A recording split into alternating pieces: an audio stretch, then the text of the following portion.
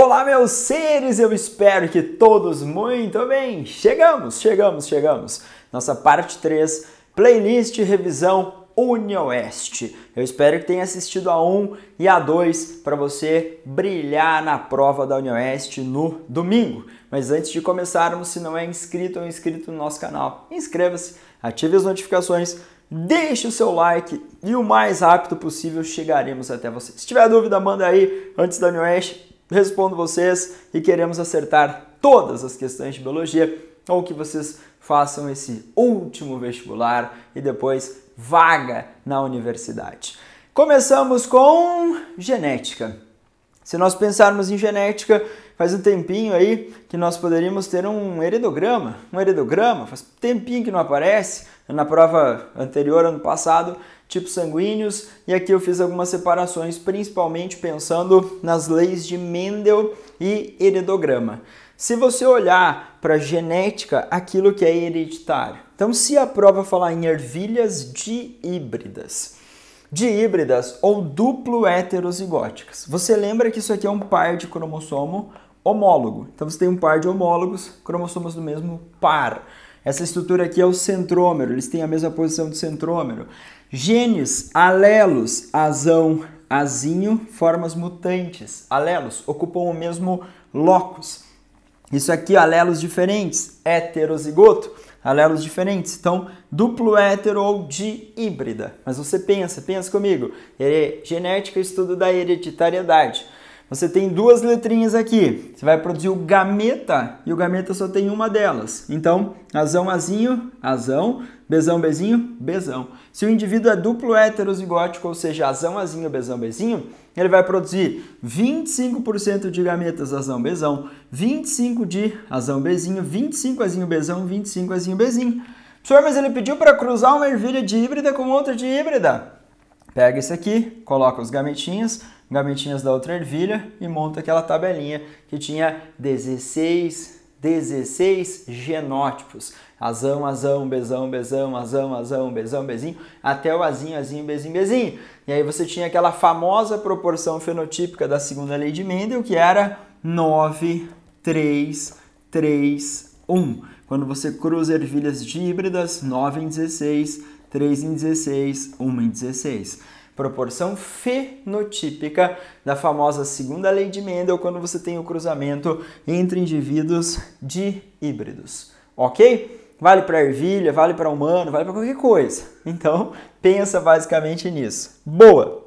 Agora, ele colocou lá albinismo, fenilcetonúria, polidactilia, que são heranças monogênicas. Você tem um gene e você tem uma relação de dominância completa, tipo o azão é dominante sobre o azinho.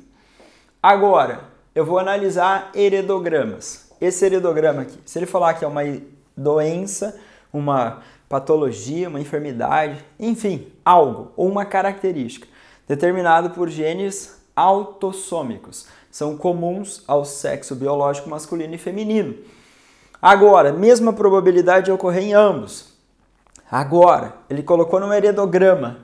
Você tem que descobrir os genótipos dos indivíduos. Autossômica recessiva, azinho, azinho. Um azinho veio da mamãe, outro azinho veio do papai. E aí, azão, azão, porque eles são normais. Então, casal heterozigótico, descendente, sexo feminino, homozigoto recessivo, afetado. Aqui pode ser azão, azão ou azão, azinho. É azão alguma coisa. Tem 2/3 de chance de ser azão, azinho, 1/3 de chance de ser azinho, azinho. Por que 2/3 e 1/3? Porque ele não é azinho, azinho. Então eu vou analisar dentro dos fenótipos normais. Lembrando que se você cruzar azão, azinho com azão, azinho, azão, azão, azão, azinho, azão, azinho, azinho, azinho. 3 para 1, na famosa proporção fenotípica. 3 indivíduos normais para um afetado. Proporção genotípica, 1 homozigoto dominante, 2 heterozigóticos, 1 homozigoto recessivo. Proporção genotípica. Agora, olha a inversão do rolê. casal afetado, descendente não afetado. Então, eu vou ter que colocar que esse casal é heterozigótico, ó. Azão, azinho, azão, azinho. Só que quem determina se é afetado é o azão. O azinho veio da mamãe, o azinho veio do papai e esse indivíduo não é afetado. Então, essa aqui é uma herança autossômica dominante, essa é uma herança autossômica recessiva. Cuidado! E se você ler o enunciado e tem lá herança ligada ao sexo, os genes estão no cromossomo X e não tem correspondência em Y. Ligado ao sexo, genes em X sem correspondência em Y. Hemofilia, daltonismo, distrofia muscular de Duchenne são heranças recessivas ligadas ao sexo. Então aqui, ó, X, Y, X, X, X, Y, X, Y, X, X, X, X, X, Y. Hemofílico, eu vou subentender que esse também é hemofílico. E hemofilia é herança recessiva, então XHzinho Y. O Y veio aqui do papai, o X tem que vir da mamãe. Então a mamãe tem um XHzinho, mas ela não é afetada, então ela tem que ter um XHzão. Esse XHzinho veio desse pai que é hemofílico, XHzinho Y. A mamãe, XHzão, X alguma coisa, mas eu sei que ela passou esse XHzão. Papai passou esse XHzinho. E aí essa mãe passou o XHzinho pro menino hemofílico.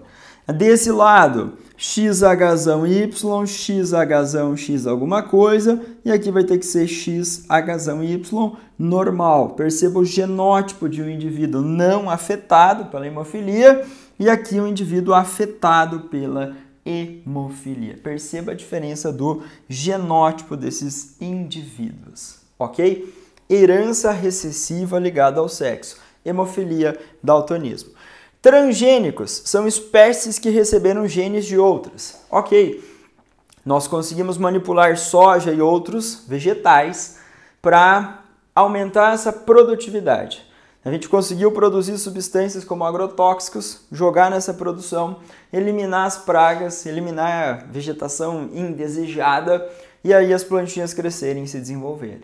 Transgênico, uma espécie que recebeu o gene de outra. Então tem a técnica de transgenia, usar a enzima de restrição para cortar um gene, transferir para esse outro indivíduo. Agora, geralmente essas substâncias, os agrotóxicos, jogados nesse ambiente, eles podem selecionar as plantinhas ou as pragas ou insetos. Ideia de seleção natural. Entre as plantas, entre os insetos, tem uma diversidade. Utilizei os agrotóxicos, elimino os não resistentes, mantenho os resistentes. Então, o princípio da ideia de seleção natural direcional. Mantenho um extremo, elimina os outros. Agora, essa substância, ela pode alterar insetos que talvez não fariam mal para aquele ambiente. Pode alterar a vida de outras plantas que não fariam mal, podem se dispersar, podem contaminar corpos com água, podem se acumular ao longo das cadeias alimentares, lá na bioacumulação em cada um dos níveis tróficos, os últimos níveis em uma maior quantidade. Alguns estudos mostram a passagem dessa substância via placentária, leite materno, sangue humano, e aí eles podem ter algumas consequências biológicas. Terapia gênica. Na terapia gênica você substitui genes defeituosos por genes que mantêm um funcionamento adequado.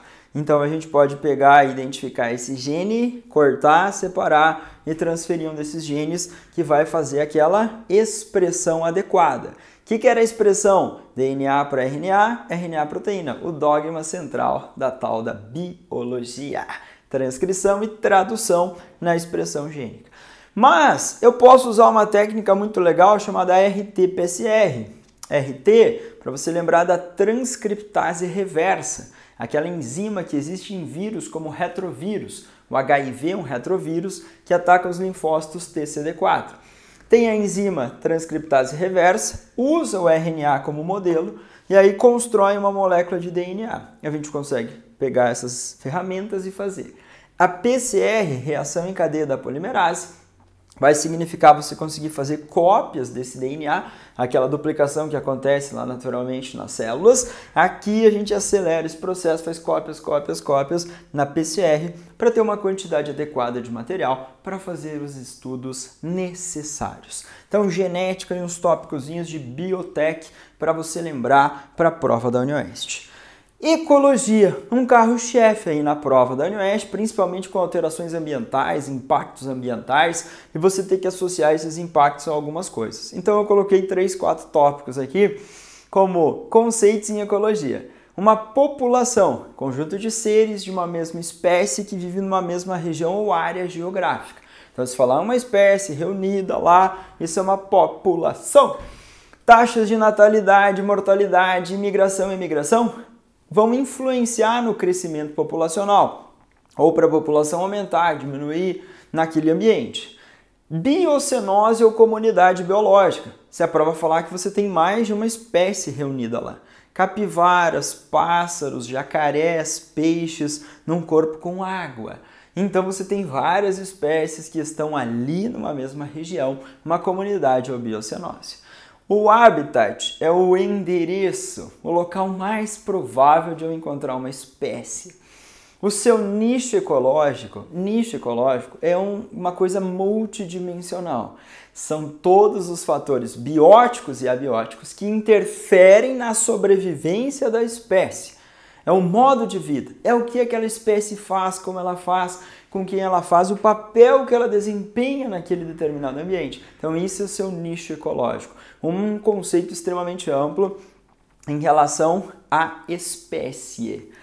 Ecótone ou ecótono, a zona de transição entre ambientes, entre ecossistemas. Você tem lá a floresta amazônica, você tem caatinga, cerrado e tem mata de cocais ali, mostrando uma transição. O Oceano Atlântico, a Mata Atlântica e a praia. Então, nesses ecótones, você tem uma região de tensão, sobreposição de espécies de ambos os ambientes. Nós teremos matéria e energia. Matéria reciclada nos ciclos. Energia vai percorrer um fluxo unidirecional, aquela historinha de produtor fazendo a fotossíntese, produzindo composto orgânico, o consumidor primário se alimentando dele e essa energia sendo transferida ao longo dos níveis tróficos. A pirâmide de energia é uma pirâmide que não pode aparecer invertida, porque a energia vai diminuir ao longo dos níveis tróficos. Então a gente tem aquelas representações. Podia ser pirâmide de biomassa, números, energia. A de energia não pode aparecer invertida porque essa energia vai diminuindo ao longo dos níveis tróficos. Nos últimos níveis, menos energia disponível, maior quantidade de poluentes não degradados, ou aqueles poluentes não biodegradáveis, mercúrio, chumbo e até resíduos de substâncias de agrotóxicos, maior quantidade nos últimos níveis tróficos. A matéria, sim, ela pode ser reciclada. E 2 ciclos muito importantes, 3. O ciclo do gás carbônico e o oxigênio intimamente relacionados. O oxigênio produzido pela quebra da molécula de água na fase clara da fotossíntese. Gás carbônico produzido na nossa respiração celular, lá no ciclo de Krebs, na oxidação do piruvato, e a gente libera esse CO2. As queimadas, queima de combustíveis, nós liberamos CO2 de várias maneiras. As plantas sequestram o CO2, retiram o CO2 e vão fixar esse gás carbônico lá na fase escura da fotossíntese que ocorre no estroma. Lá no estroma tem aquela enzima chamada rubisco. E aí você vai ter a redução do CO2 e a gente vai ver na fotossíntese a produção dos compostos orgânicos. Então a fotossíntese retira gás carbônico da atmosfera, respiração, queimadas liberam gás carbônico para a atmosfera. A fotossíntese libera o oxigênio para a atmosfera, quebrando a molécula de água. A respiração, as queimadas, consomem o oxigênio da atmosfera. Então, essas duas palavrinhas intimamente relacionadas. E o ciclo que tem mais transformações, mais modificações, ciclo do nitrogênio. Aminoácidos são monômeros para formar proteína, que é um polímero de aminoácido.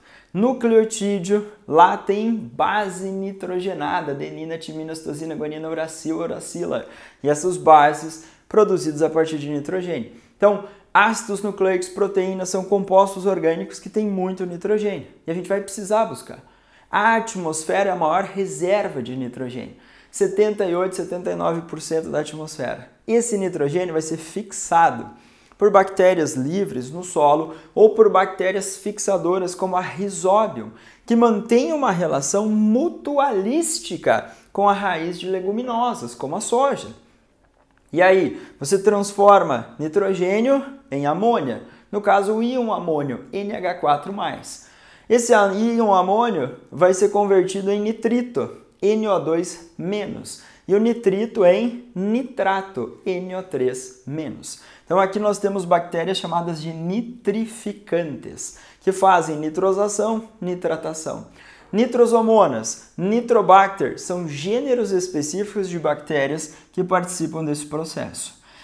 Eu também posso ver a devolução de nitrogênio para a atmosfera. Devolver é a desnitrificação. Bactérias do gênero Pseudomonas fazem essa desnitrificação ou devolução do nitrogênio para a atmosfera.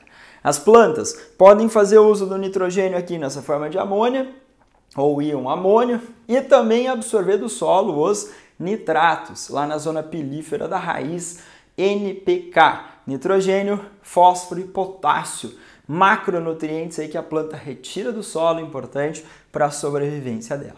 Agora, impactos ambientais severos, desmatamento. Questão número 39 vai falar sobre desmatamento.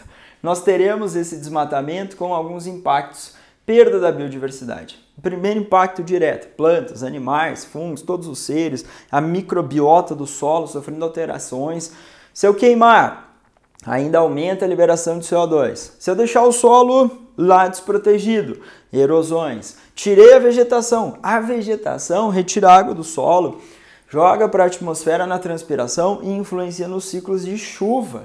Então a Amazônia é essencial para esses ciclos de chuva e boa parte do nosso país depender disso na agricultura. Nós temos Maranhão, Tocantins, Piauí, Bahia, região Matopiba, região do Cerrado, uma savana brasileira maravilhosa e ali uma grande expansão de fronteiras agrícolas. E aí a redução considerável do cerrado. As plantas do cerrado, plantas que basicamente têm adaptações como caules retorcidos, casca grossa, uma adaptação também a resistir incêndios que podem acontecer naturalmente ou por brigadas de incêndio que nós humanos vamos queimando aos pouquinhos, queimadas programadas, para que se pegar fogo não pegue de uma vez só e cause um impacto muito grande nesse bioma chamado cerrado. Então, dois dos biomas que sofrem muito em avanço do desmatamento. Perda da biodiversidade, alteração em ciclos de chuvas, erosão de solo, são consequências desse impacto desse desmatamento. E é óbvio que, infelizmente, depois ainda são feitas queimadas e isso contribui consideravelmente para a liberação de CO2 para a atmosfera. Nesses ambientes, muitas espécies interagem mantendo relações ecológicas. As relações ecológicas intraespecíficas são entre seres de uma mesma espécie, então cuidado com o texto.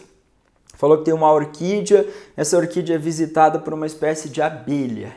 A orquídea existe onde existe a abelha existe onde existe a orquídea. Uau! É uma relação interespecífica, ou seja, entre seres de espécies diferentes. Benefício para a orquídea, benefício para a abelha, então uma relação mutualística praticamente. Então, geralmente você tem lá intra-harmônica, mutualismo, cooperação, comensalismo, inquilinismo. As orquídeas são epífitas, vivem acima de outras plantinhas sem causar prejuízo, sem parasitar. Um epífita, uma inquilina. Agora, a micorriza, que era a associação de fungo e raiz de planta. Rhizobium e bactéria, Rhizobium, a bactéria com a raiz das leguminosas, mutualismo, uma relação íntima de dependência desses seres. Então a gente vai ter essa relação interespecífica. Parasitismo, um ser vive às custas de outro ser. Exemplo, mosquito, pica e suga sangue humano. Vermes que vivem dentro do nosso corpo. Vírus que são parasitas intracelulares obrigatórios. Então, para o parasita positivo, para nós negativo. Então, é uma relação desarmônica. Predatismo, matar e comer. Então, você tem animais de grande porte ou de maior, um predador. Um gavião se alimentando de um rato. Positivo para o predador, negativo para a presa. Então, uma relação desarmônica. No enunciado, você vai analisar, mesma espécie, relação intra.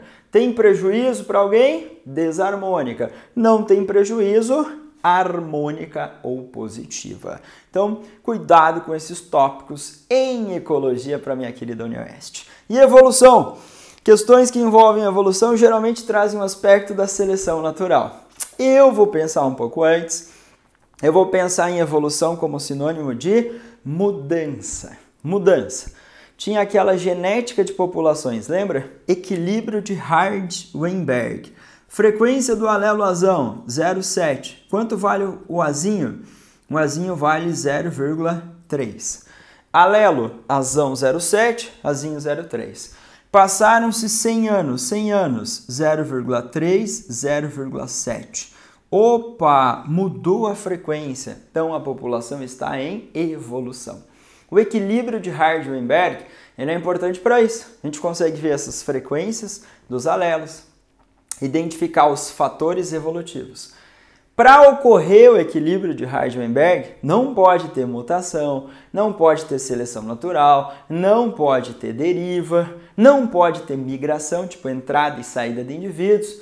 E aí, a população ser infinitamente grande, todo mundo cruzar com todo mundo, a frequência dos alelos se manteria a mesma. Mas como existe seleção natural, como existe migração, como existe preferência em cruzamento, a frequência dos alelos muda e a população está em evolução. Mutações criam novos alelos. Recombinação gênica, crossing over, segregação independente, misturam os alelos da população. São fontes de variabilidade. A seleção natural atua, reduz a variabilidade genética da população e torna essa população adaptada a esse ambiente. Uma adaptação é uma característica que garante sobrevivência. Agora, existe a seleção natural direcional. O uso de inseticidas, de antibióticos, elimina um fenótipo, um intermediário, um extremo e mantém só um deles. Então, os resistentes. Uau, seleção direcional. Seleção estabilizadora. Seleciona o fenótipo intermediário ou o genótipo intermediário, o azão, azinho. E a disruptiva ou diversificadora selecionava os dois fenótipos / genótipos extremos em tipos de seleção natural. Traduzindo a seleção natural em duas palavrinhas, sobrevivência e reprodução. Aqueles indivíduos que conseguem sobreviver por mais tempo, têm mais chances de deixar descendentes, ou seja, transmitir os seus genes para os filhinhos, os filhos dos filhos, dos filhos dos filhos, vão carregando pequenas diferenças com o tempo. A gente pode ver especiação, formação de novas espécies quando existe uma barreira de isolamento reprodutivo, que leva a essa especiação. Duas palavrinhas para seleção natural, sobrevivência, reprodução. Para Charles Darwin, descendência com modificações. Os descendentes dos descendentes dos descendentes vão adquirindo pequenas novidades, pequenas mudanças. Com o tempo o ambiente vai selecionando isso e aí você vê essas adaptações mantidas para garantir sobrevivência e reprodução. Esses foram os meus 3 vídeos para você brilhar na UniOeste. Biologia celular, histologia, embriologia, animais, vegetais, os outros grupos de seres, ecologia, genética, evolução. Passamos por diferentes áreas e eu espero que você faça um excelente vestibular da UniOeste. Boa prova para vocês no domingo e um abração do SOST.